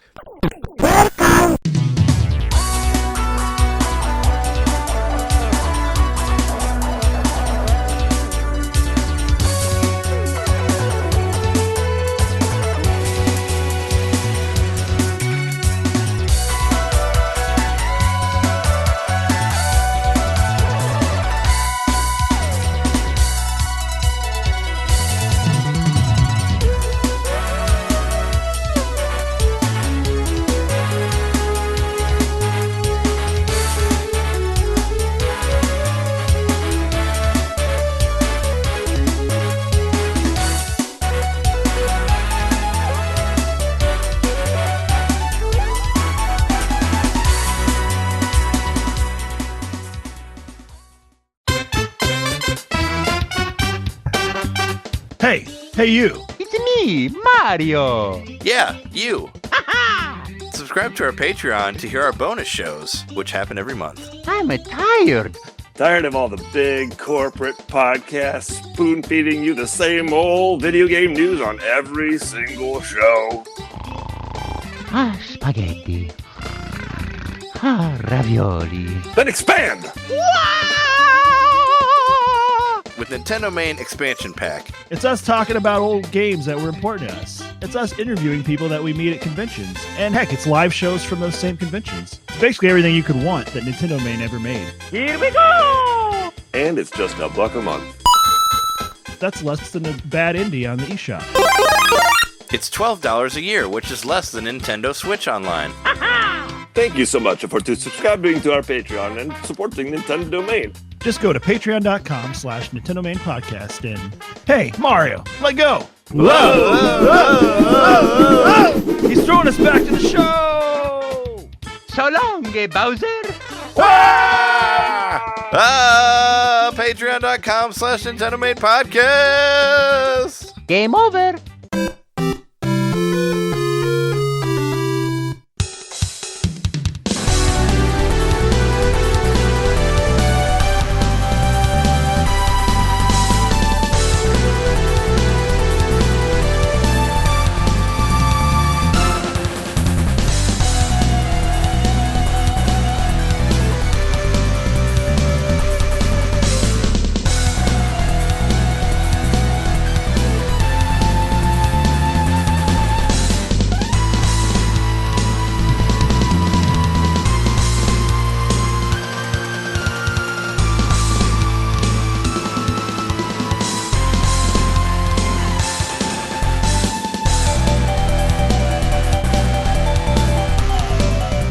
We're back from the break. Let's talk about other stuff that we've been playing. I do want to mention, I forgot to mention earlier, but we did get some activity on our community and all that. First off, we did get a response on our Switch code, our Steam code, not Switch code, our Steam code for Gimmick 2. Our listener, Andrew V, ended up getting it, which he's been, has said, he's been commenting on the community page and all that, so I know aware of who they are and all that, but they said, this was a great listen and happy to say that I'm the one who snagged the Steam code. I got this from Twitter as a response to our post there. But also after Andrew got the Steam code, he also became a patron of ours on Patreon. Oh, well. So, thank you, Andrew. So thanks for joining us and all that. And, if you want to find the extra shows, just look up EXP. That's they all have EXP at the beginning because I wanted to make it easy for people to search for the extra shows and all that. And if you want to find the WART radios, just look up WART and they're all under that. So, so you can find that. But yeah, thanks for your patronage and all that. It's always nice to have another person I'm curious on here. what Andrew thinks of the game. Yeah, and if you hear this, let us know about what you think of Gimmick 2. I haven't heard any responses yet on that, but yeah, let us know. And I also put a post on our NintenDomain community, our Facebook NintenDomain community group. I posted what the top 5 games that I played the most this year are, like the ones that have released this year, just because I was a little tipsy in my hotel room and I was just looking at like my games and I was like, what have I played the most? Because I always like have games in my mind about like, these are the ones that I'm going to put in my top 10 or whatever. But it's normally the ones I play the most are not on there. So I was like, what's my top 10? What's my top 5? So I posted on the community page my top 5, which I'll say later. But we got a response from Sean F from who was on Smashing Theory. I think they do all Patreon stuff now. But he responded and said, Final Fantasy XIV Dawn Trail, that's the new DLC that got added to it. Unicorn Overlord, Visions of Mana, Halls of Torment. I'm not sure what that one is. World of Warcraft, The War Within are his top 5. And he also said, I want to pick Bakaru up soon. Really looking forward to it. So noticed my love for Bakaru. And Jess as well mentioned Peglin because that's the one that they've been playing more than anything else. So just one game of the year. But no, they ended up paying the full price, which is like $8 for the phone game. Just because I think they were tired of playing it on Switch all the time. So, yeah, Peglin, awesome game. But my list, my top 10 that I found, number 1 is the Paper Mario 1,000 Year Door remake. I put like 35 hours into that, followed by Endless Ocean Luminous, which was over 30 hours. Bakaru, 30 hours. Marvel's Capcom Fighting Collection is number 4. That's at like 25 hours. And then number 5 is Star Wars Battlefront Collection. And then after that, my bottom 5 is Balatro, Cavern of Dreams, Super Monkey Ball, Banana Rumble, Dark Forces, and Tomb Raider 1 through 3 remastered. Who knows how many of those will actually make it to our final top 10 list, but it's always interesting to see what you put the most time into. I don't know what my list is. I didn't look, but I think, I want to say probably of the games that were released this year, probably RZ is number 1 so far, because that was like a 25-hour game, and I beat that. Beyond that, I played a lot of Thank Goodness You're Here, even though that's a rather short game. I played through it and beat it twice, and I played it a little bit more beyond that too. So I think I probably did 10 hours or so on that one. And then the others, I don't know. I think RZ's number 1. Random guess. I mean, I would look at your games, but I can't because you're still mysterious. You've blocked me in a way. You made yourself unsearchable or whatever.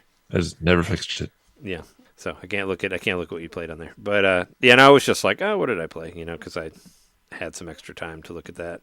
What else did I play? I played Mario. I picked up Paper Mario 1,000 Year Door again.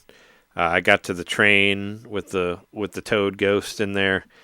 It's probably a pretty memorable part. Like you get on this train and you meet this detective. He's like a detective penguin, and he's not very good at his job. But you have to do like these kind of like detective type missions. And one of them is the conductor has like he's given out too many blankets. He doesn't have a blanket anymore, so now he can't sleep because he's too cold. And he's like, I think I gave a blanket to somebody who doesn't have a ticket because I gave out too many blankets, and you have to find out. And the person who doesn't have a ticket is actually a ghost. The ghost of a toad, and you have to find his diary, and he tells you not to read it, because if you do read it, he will kill you, which I actually remember doing on GameCube, because I really wanted to know why, what would happen if you read it. And if you read it, you get a game over. He does kill you. He shows up, and he becomes a giant sprite that takes up the whole screen, and you die. So, yeah. So that was, I always thought that was a really fun part in there. I've just been trying to pick up the games that I kind of abandoned when I was trying to play through Xenosaga and, Marvel vs. Capcom. Fighting Collection came out and all that, so I was like, oh, let's get back to the ones that I wanted to beat. So I went back to Star Wars Bounty Hunter.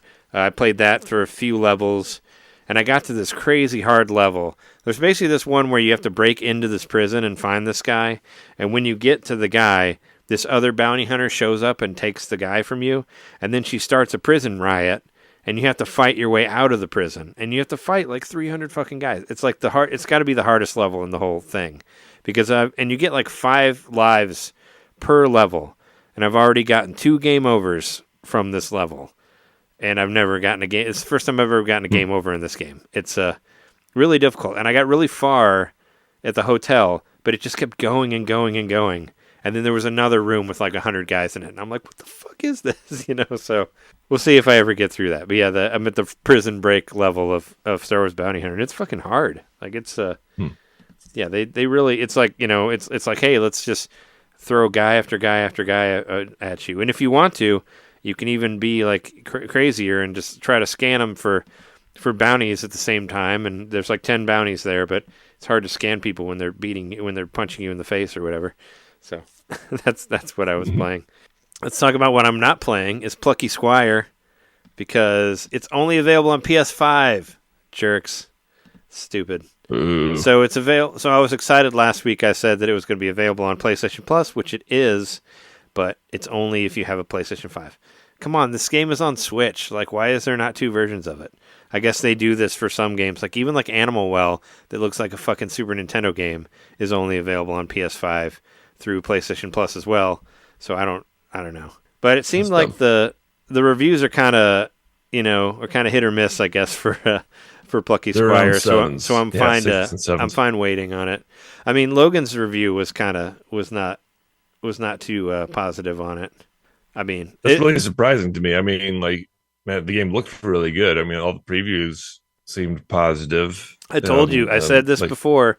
I said this while we were recording, that previews, never rely on them, because there's so many times they're positive and they're like 6 out of 10, and then when when you actually play the whole product and they have to give a definitive score on it or whatever. You can never really trust the previews. But I mean, I still think it looks really fun to play and it looks pretty and all that. I still want to try it. Yeah, it's just like I guess the way it ends mostly. It said it really falls apart in the third act, and that kind of is that's a shame.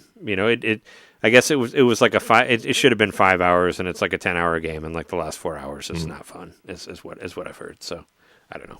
But I'm waiting on that. I was waiting on that one anyway because I got to save as much money as I can for the weekend, for the wedding weekend, which that's why Jeremy isn't here. I don't remember if I mentioned that earlier or not, but Jeremy is not in the podcast today because he is, obviously putting together this huge musical festival for the Saturday wedding and all that. So we wish him the best, and hopefully he'll be back next week and all that. But yeah, Plucky Squire didn't play that, but what I did play, which I could actually play. And I'm sure this made you very jealous, is I played Mr. Mosquito, the game that you thought didn't come out in America. It totally did. And I played it on PlayStation 4. I'm playing the PlayStation 2 version of it, which did come out in America. And it's definitely a weird game. I wouldn't say the controls are great. Like it definitely takes some getting used to. And there are some parts that maybe haven't aged very well. Like the part where you're biting the naked daughter in the bathtub. That's strange. That's kind of a strange, creepy part. Where this the daughter of this couple is like, well, she's naked but in the bubbles, but it's still kind of like supposed to be like sexually suggestive or whatever. It kind of weirded me out. Like that sort of thing. But I have it. It's available on PlayStation 4 now. The PS2 version, kind of the same way that you would play like the Time Splitters games, like they haven't really done anything to enhance it, very much. Yeah. So it has that thing where some of the movement kind of like blurs, and it's it's kind of like the PS2 game. Yeah, it's like trying to play a PS2 game on a HD TV without a component cable. It's like that sort of thing where it looks kind of muddy, sort of like 64-ish even, like.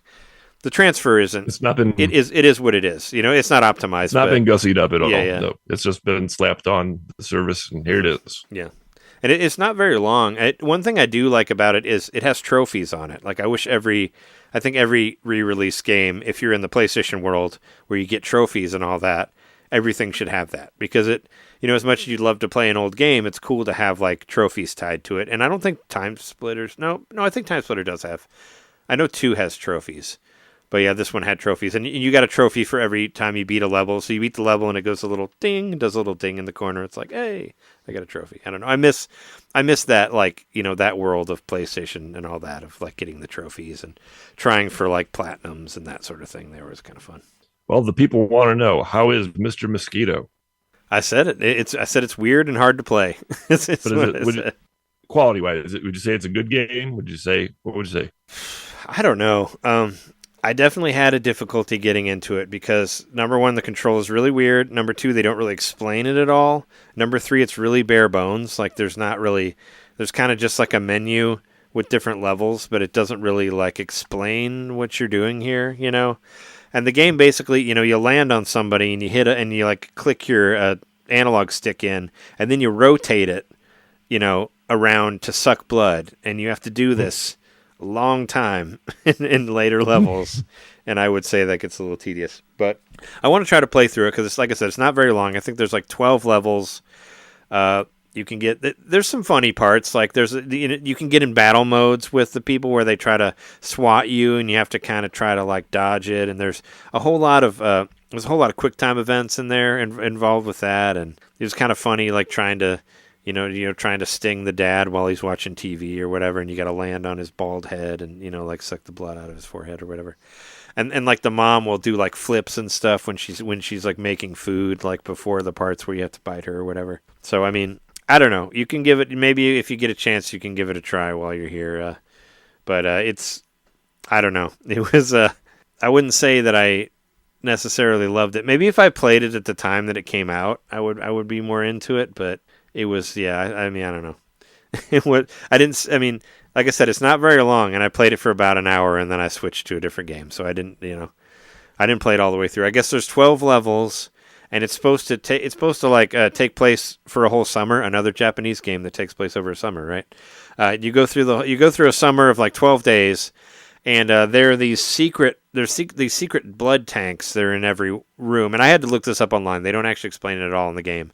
There are these secret blood tanks that you find. And if you find all the secret blood tanks, then you live to the next summer. And if you don't, you just automatically die, I guess, because of mosquito life. But if you find all the tanks, you can live to the next summer, which is basically the same thing all over again, but harder. So it's a more difficult version. That's what Mr. Mosquito is there. I don't know. I'll try to get to the end of it, but it was, it's kind of an odd one. But I mean, I figured it would be. But I'm glad it's available. You know, at least PlayStation is putting some PlayStation 2 games on there. Not one, just two. But you know, I don't know. They're doing this whole 30th anniversary thing, and there's still barely any PlayStation 1 Virtual Console games on PS4 and 5. I don't get it. They're all on PS3 still. But this could be the chance to actually like bring them over, maybe. You know, like there's all the I've talked about it before. Like all these games like Jam Lami and like Street Fighter Alpha 3 and all these great ones on PS1 that just aren't there on PS4. I think I've only found a couple like Final Fantasy 7 and like Tekken 2. And Tekken 2 you can't even download. It's all streaming. Like it's fucking stupid. But yeah. That's my rant there. But I did play. I played a game that I had available through PlayStation Plus, and that was Super Star Wars, which was a Super Nintendo game, and that has trophies too. So I've actually had these games. I've played a billion times. I've talked about them. They're like some of my favorite Super Nintendo games of all time, and they have some interesting trophies on there. I think I can get all of them except for there's one where you have to go through the whole game without dying on the hardest difficulty. I don't think I can do that, but I'm willing to try. I might try for that one. But yeah, I got halfway through the game, and some of the trophies you actually kind of have to cheat a little bit. You got to put in a cheat code to make it to where you can select characters that aren't available. Like one of the trophies is shoot Greedo with Han. So the level with Greedo, Han isn't unlocked yet. Like he's not a playable character. So you have to put in a code where you can select any of the three characters between Luke, Chewie, and Han, and you want to play Han early, and then you can shoot Greedo then, and then you get a trophy for that. So it's kind of cool to have, extra stuff in there that maybe you didn't know about. Like there's one that was called like I should have went to Tashi Station, and there's these levels where you're in the speeder and you have to shoot the Jawas. And you basically shoot all the Jawas, and then you go away from whatever way you're supposed to go, and you go that way until you run out of fuel, and that's how you get that trophy. So there's some fun, weird trophies in there that I've been having fun with. I really want to go back and it's like, shoot this certain amount of Jawas on whatever level, or there's like when you get to the Death Star level, it's like shoot this amount of TIE fighters, and you get a trophy for that. I would love to see this stuff available on Switch for all the NSO stuff. Like I know they have like, play the game and get, or like there's some of them like the one you're talking about, like play F-Zero 99 and cross the finish line or whatever, you get points for it. I would like to see more like that, because this game is fun to play, and it's really a shame that they only did this one. They never did Empire Strikes Back or Return of the Jedi to PlayStation. It was only Super Star Wars, which I think is the worst one. I would have loved to see Empire. Empire is my favorite. I would say Empire, Return, and then Star Wars are probably the order of best to worst, I think, but anyway, I always wanted to fuck around with it, and I didn't realize there were trophies on there. And now that seeing a game that I played a billion times that has trophies, it like gives you extra incentive to want to get through there and try to get them all. So cool, hooray! I'm still using that PlayStation Plus subscription. So there you go. But that's good for me. On my end, the only thing I played this week was Gimmick 2. I didn't get much further. I didn't have much chance to play throughout the week. But yeah, just. You can just put a pin in it. This is like one of the best games of the year, in my opinion, and I love it. I think it's a great game. I'm having a lot of fun just picking it apart. Did you beat the second level? Did you beat the second level yet? The second level. Yeah, I'm on the third level. I'm right smack in the middle of the game, and there's a percentage that's displayed. I think I'm like 40% through the game. Mm-hmm. Yeah, I beat the second level, and I'm trying to go for all the extra costumes and things too. So every time I see. Oh yeah. There's like secret areas and stuff. I've got to do it.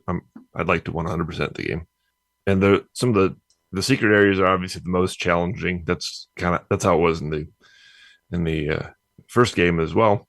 They're kind of like for the people who really want to dig in and experience the difficulty of the original Gimmick. They're really complex, difficult challenges and stuff. So one of them, I think I was on there for at least an hour before I beat it. But I'm finding that it's a lot of fun too. I'm never getting frustrated. It's just like, pick it up, try again, and get right back in the game.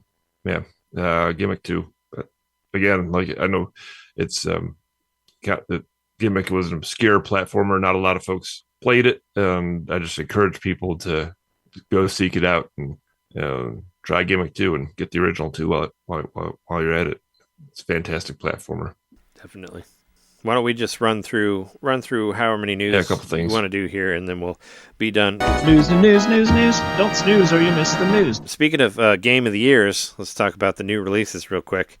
Not this first one, but so there's a few games coming out this week. The big one, of course, Legend of Zelda Echoes of Wisdom will be out in 11 minutes as of right now.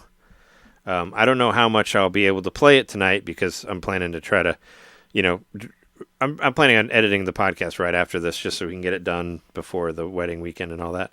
But tomorrow we were planning on, Jess and I were planning on having a Zelda day and all that, and you'll be here also so you could see it. And it got a 9 on IGN. I watched the review earlier. Got a 9 out of 10. They seem to really like it. I was listening to the podcast talk about it earlier, and it kind of seems like they've done a good job, mixing the old Zelda with the new Zelda, that sort of thing. Like it's still got the thing like with Breath of the Wild and Tears of the Kingdom where there are all these different ways to do one puzzle. Like there's not just one way to do it, but now there are actually more traditional dungeons in this one, versus the which, Tears of the Kingdom, had them, and then, what was it? Breath of the Wild sort of had them, and then Tears of the Kingdom had them a little bit more, but they still weren't like what you want, not what I wanted, for a dungeon. And this one is kind of closer to that, I guess. But I think it looks really beautiful. Apparently, it still kind of stutters a little bit in the frame rate and all that, but we'll see. I'm very excited to play it. Sure, it's fine. I already have it. Preloaded because I got the Nintendo vouchers like a while ago, so it's all ready to go. So we're planning on playing it, and you'll get to check it out as well because you'll be here, and that's coming out. Epic Mickey's out now too. I still never played the demo, but apparently people kind of like the. It was kind of reviewed. It was reviewed fairly well. I mean, I'd get it on sale maybe. Two games that were both kind of on the spectrum or on the horizon for people. Where it's like Beyond Galaxy Land and Bloomtown both come out this week, and they're both RPGs, and they both scored really well on Switch. Bloomtown was one that I thought looked beautiful, looked like a kind of like an Earthbound type game, and I think that got like a 90%. I think they were saying it was their favorite RPG of the year so far, so I'd like to check that out whenever I have time and money to get into it.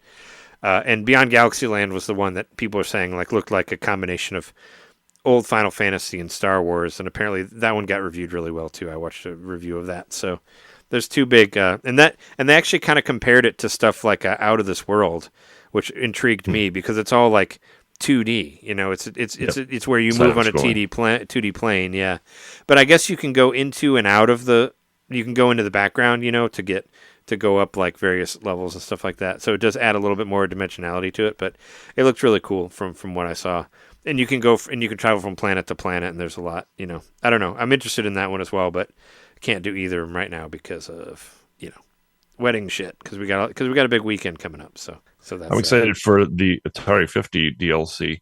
Now this is it's actually a 2-part bundle. So if you buy it, you get the first half of the bundle now, and the second half comes later. I don't know when, but the Wider World of Atari is the one that's out this week.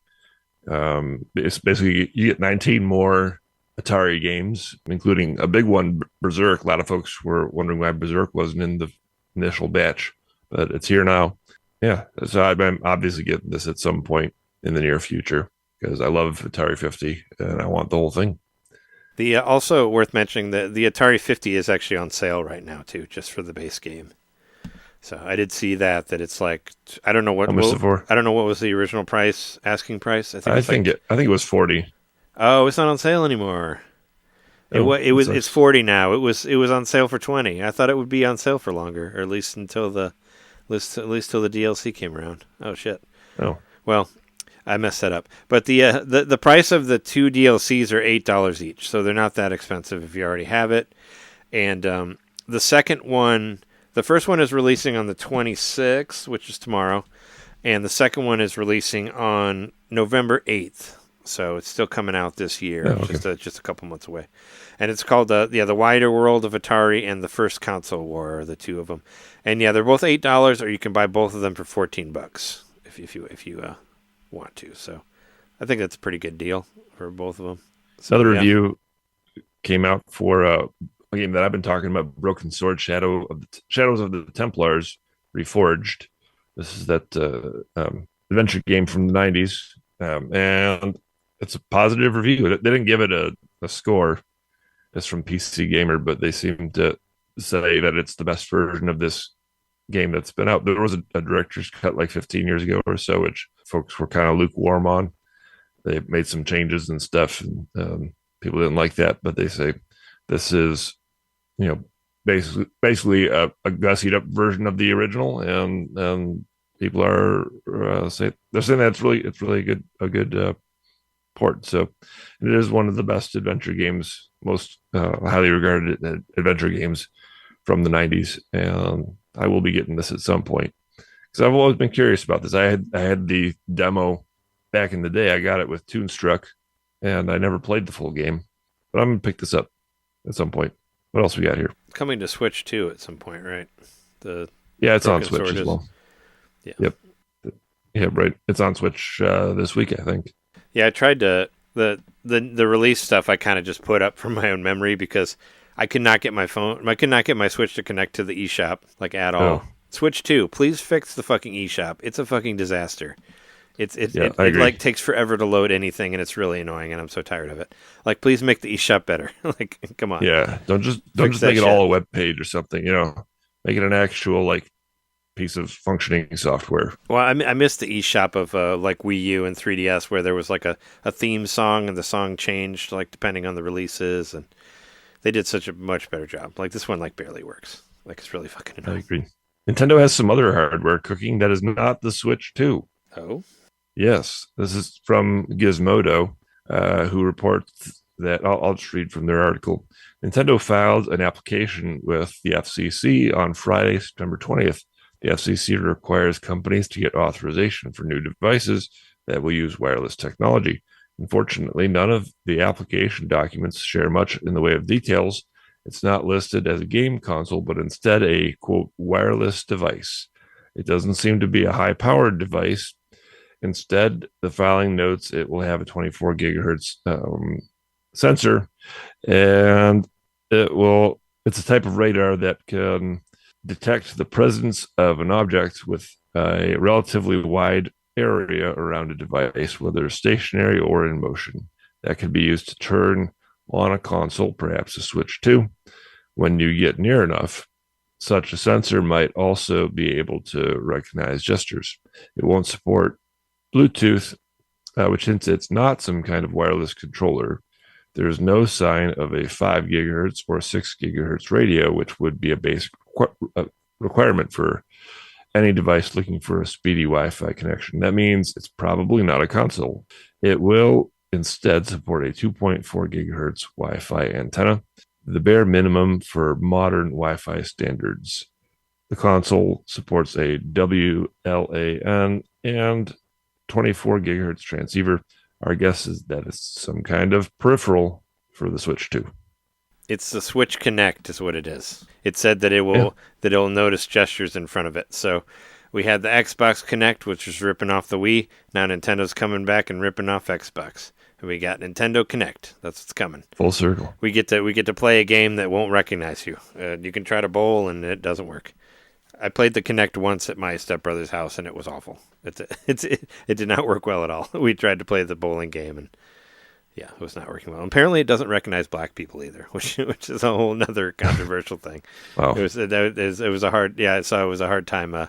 Darker skinned people getting it to. I mean, it already didn't work very well, but it apparently works even less. So hopefully it works better than that. But yeah, this description kind of reminded me of the Kinect. I don't want it to be a camera thing where I got to move my arms in front of it. We all saw that terrible Star Wars Kinect game that they did. We don't need any more of that shit. So, how about two more? One, sure, whatever. Yeah, I want to hear your comments on Sega announcing Like a Dragon Pirate Yakuza in Hawaii. It's they're doing another game. This is another side story, I believe. I mean, there's so many Yakuza games, and I like them a lot, but I still gotta catch up to. I basically made an agreement with myself that I can't buy any more Yakuza games until I finish the ones I already have. I mean, it starts Majima. Majima's great. You'll meet him whenever you play Yakuza Kiwami on Switch. He's one of the more interesting characters. He was actually voiced by Mark Hamill in the original Yakuza PlayStation 2 game that I got you, because that one was the only one that had. Well, it was the first one that had English voices, and then all the other ones after that were all Japanese. But then later they brought back English dubbing again. I always say play with subtitles, play with the Japanese voices, but. Yeah, I mean, I'm sure it'll be cool. Like, Majima's awesome. I love Majima. He was one of the playable characters in Yakuza 0. He's really cool. He's always, off the chain, and him as a pirate's probably going to be fun, And I could still play it because they still put it on PS4. It's not a PS5 only game, so there you go. And there was some footage of Kiwami on Switch too, and I watched that commercial of it, and yeah, it looks good. I'm ready to buy it for a second time, and I promise to play through it this time.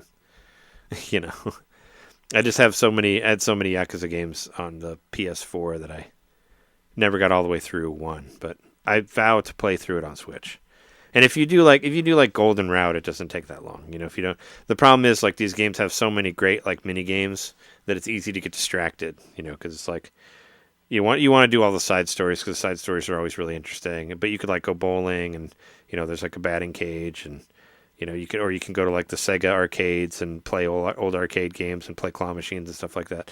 It's supposed to like give you the idea of living in Japan, and you can go to restaurants and buy food, and you get experience for that, or you can get drunk at bars and play darts, and like there's all this shit you can do. So there's plenty of stuff to distract you and all that. So we'll be getting the Kiwami game at some point. One last thing. Happy birthday, Nintendo. It's 135 years this week. Yeah, that's a long time. I remember the first time you told me it was like Nintendo's 100 or something anniversary or whatever. I was like, that's not true. They haven't been around for that long, but they have been around for a long time. Some time. So 1889, founded on September 23rd, 1889. There's a couple things I want to say real quick.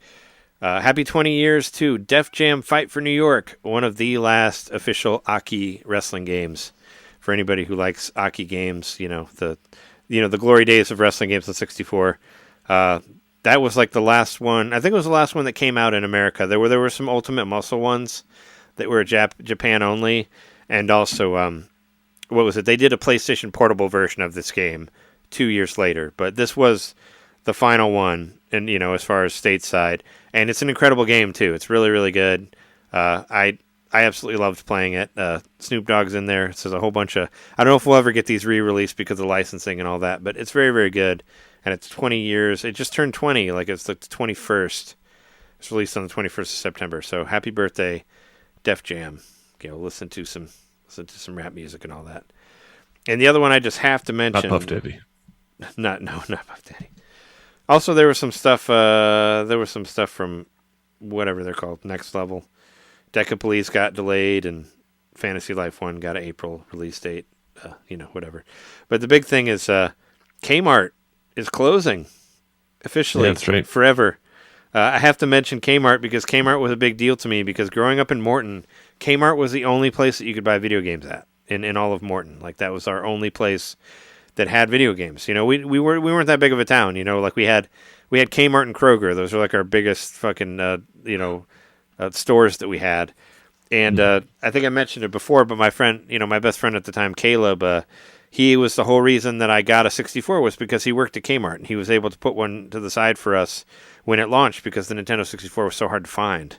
So I have plenty of history with Kmart. I bought like so many Super Nintendo and then 64 games there. I think I bought my Game Boy camera there when it was on sale for like $5 or whatever. I think I got that from Kmart. I bought Shenmue there when I first heard that the Dreamcast was going out of business or going off sale, whatever. Out that day, I was at Kmart and I said, I'm going to get this Shenmue game. It was there for $20, and I got it before I got the system. I decided then and there at Kmart that I was going to get the Dreamcast. I got Shenmue and I got Seaman at that Kmart before I got the system. I actually did that at that. Well, not for Dreamcast, but at that very Kmart, I bought Mortal Kombat Trilogy for N64 before I had a Nintendo 64 because I wanted to have an extra game for Christmas and I didn't want to wait. So, yeah, I bought my first 64 game, and that was Mortal Kombat Trilogy from Kmart. So there you go. That's I did that as well, and I did it for a Wii too. I bought Twilight Princess before I had a Wii, just so I would have it whenever I did get one. So I've done that in the future where you buy a game and then you play it later whenever you get the system. But yeah, I got plenty of Kmart stuff. A lot of my toys that I have on the wall still have Kmart stickers on them because my friend Caleb helped me get like the entire release of like the re-release of the Star Wars game, of the Star Wars toys, like some of the ones that were hard to find, like the Lando Calrissian and the Princess Leia toys were hard to find. He pulled them aside for me and all that. So I got a bunch of shit from Kmart. That was the place was my jam back in the day. And it's, there used to be one on Ashland in Chicago when I lived over there, but that's a Lowe's now. That's gone.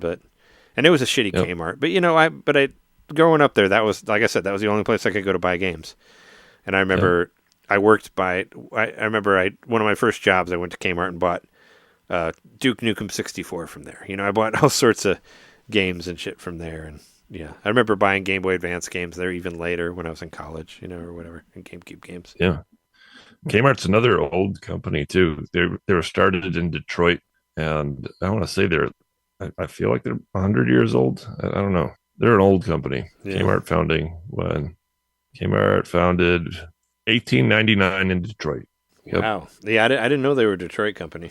Yeah, they're almost as old as Nintendo. Man, another RIP Detroit thing. Yeah, fucking Kmart. Anyway, yeah, that's good for me for news. I think we can sign off here. All right, thanks everybody for listening to episode 440. If you want to support the show and hear bonus episodes, go to patreon.com/NintenDomain podcast. We have every expansion pack in WART radio from the years previous to now. You can buy a la carte now at patreon.com. So if you want to hear any of our expansion pack stuff that we did, you can buy them for $3 and you won't have a monthly fee. If you were like not wanting to do it because you don't want to pay monthly or whatever, you can go there and you can buy specific episodes, which I think is pretty cool. So I made all the ones from 2023 and previous, you can buy there.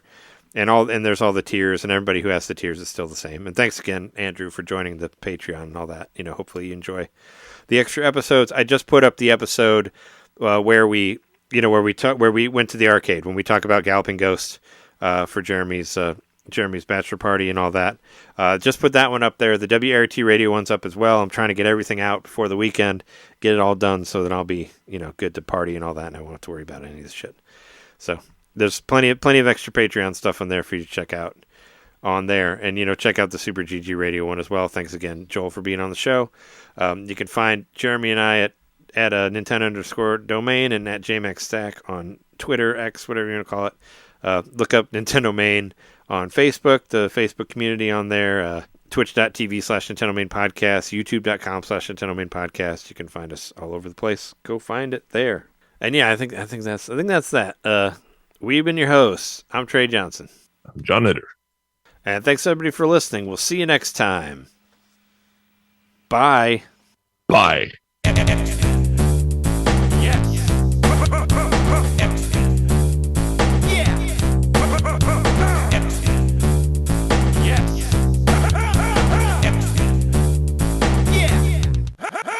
on.